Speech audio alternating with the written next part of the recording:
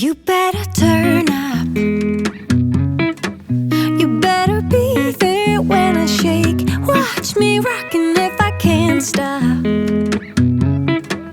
If I should fall, just go ahead. Go and catch me, baby.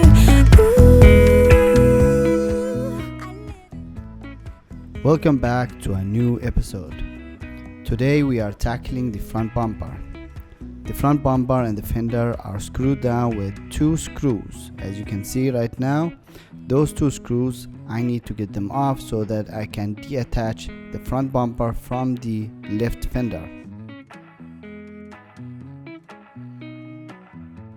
Again, like before, like the other side, we have some wooden screws that are screwed into the front bumper over into the fender to hold them on.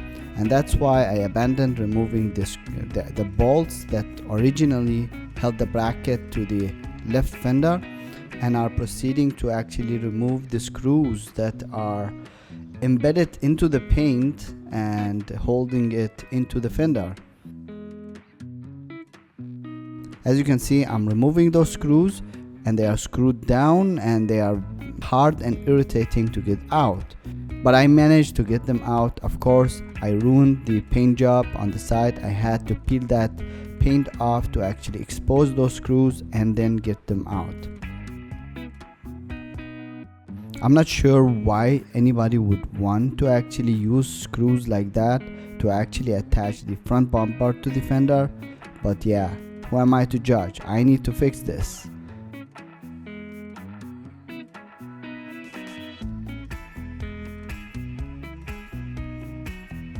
Next up, I needed to remove the front bumper, and to do that we have two bolts at the top of the bumper bolted down to the grill, and by removing those I can then remove the bumper.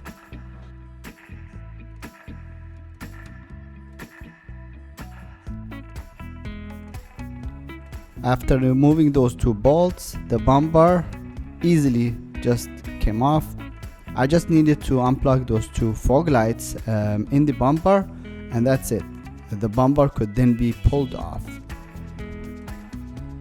I then moved on to removing the grill itself.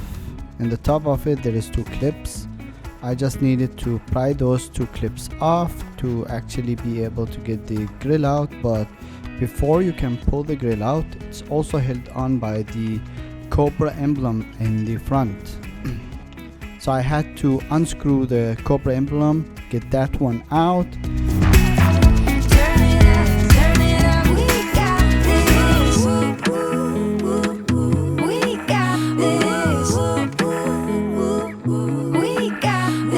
And then be able to pull the grill out. Then I wanted to remove the radiator. So I started working on the engine cooling system.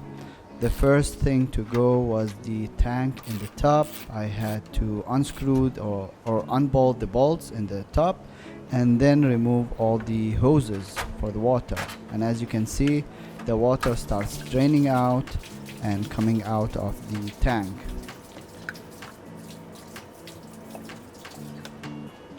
There were some other hoses I needed to unclamp and remove.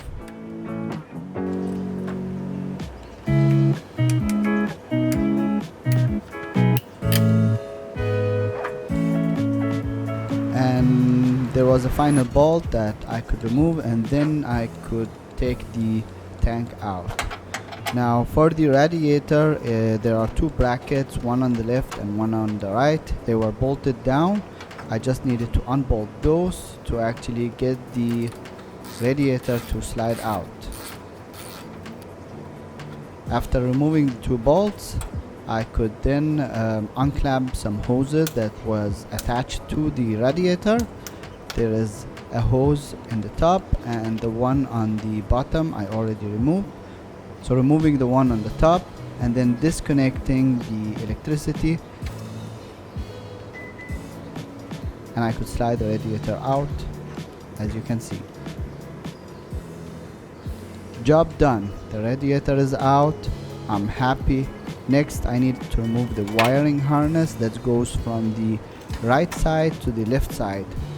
I had to mingle it to get it out.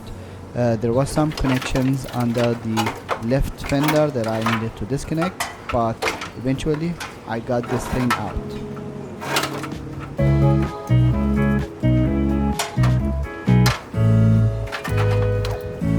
Since I got everything out, I wanted to just give this engine bay a good wash, a good spray.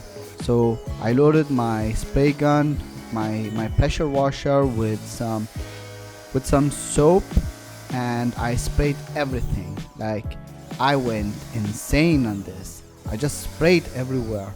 This engine needed to look as clean as possible. So I sprayed everywhere, and I tried to be as good as I can be with spraying all the places that I can get to. I needed to be careful because I needed to avoid anything that had electricity. We already removed most of the cables, the electrical connections and the cables, so they were mostly out of the way.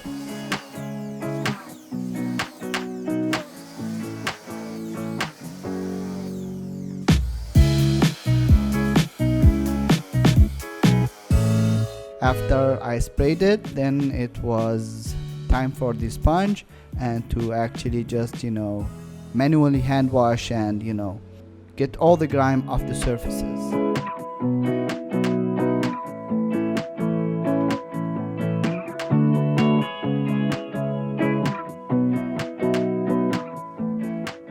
Once that's done, I could then spray everything with my pressure washer with water and just get the soap and the grime out of the engine bay. I gotta tell you, this was something that was really satisfying. I love seeing things that are so dirty and so gross looking good again. I don't know about you guys, but there is something so satisfying about that. Guys, we've cleaned the engine bay. I don't think it's the right way to do it, but like, I removed things I thought, like electricity that was dangerous, so that I minimize what gets sprayed with water, though it's the unavoidable. But the engine bay is looking nice. I just gotta figure out, because I got water on some things, I just gotta dry stuff. Let me see. This is the engine bay all cleaned up. Looking nice. I'm tempted to try spray it. I know it's not the cleanest job. The problem is I cannot remove the AC right now because it's pressurized. I don't have any equipment, and since I'm not removing the AC, there is no point in removing the brake as well. So what I'm thinking is, this is the best we can do for now, because we don't need to do too much. Right now we want it to look clean and we want to get the engine running. So we took off the wiring, and that was the most important thing, so that we can wash it, and plus we can diagnose anything we have, any problem we have in the wiring. So yeah, all is cool. Finally, it was time for some primer. I thought, while we are here, while we have the car clean, it's only right to give this car some primer. This will protect the paint and also make sure that anytime we want to come back and put some paint on, we have some primer that we already put down on the body.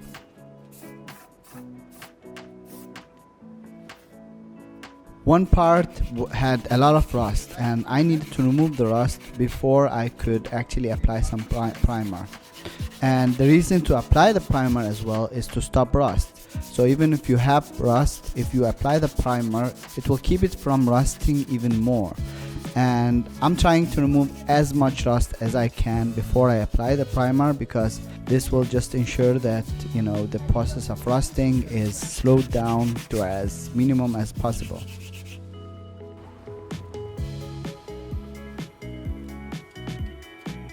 After sanding down all the rust that I could sand by hand, I could then apply the primer and coat it and protect it.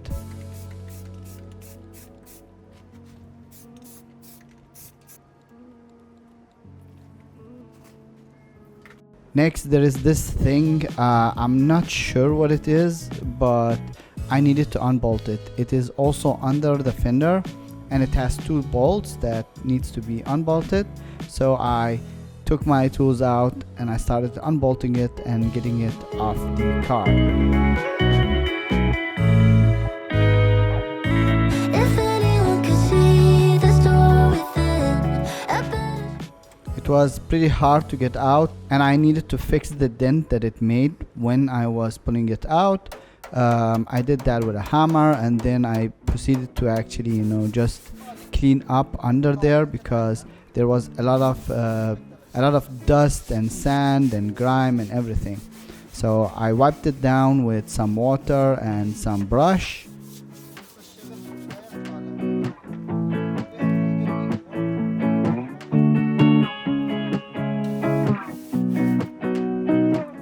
And then I began sanding the whole thing so that I can prepare it for some more primer.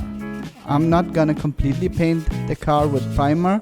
I will do it in stages. So this time I'm doing the left side, and then I can do the right side whenever I think there is enough space to actually apply the primer. I also need to get the left fender off before I can apply the primer to the other side.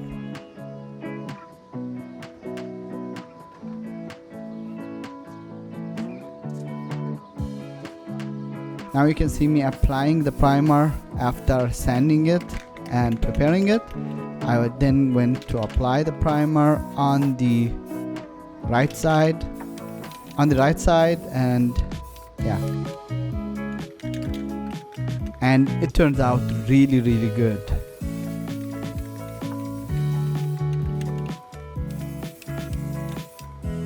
Under the headlight there is an area. I also needed to add some primer to that side.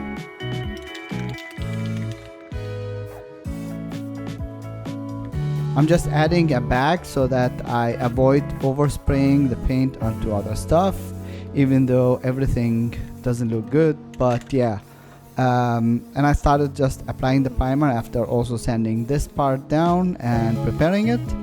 And yeah, it came out and turned out pretty good.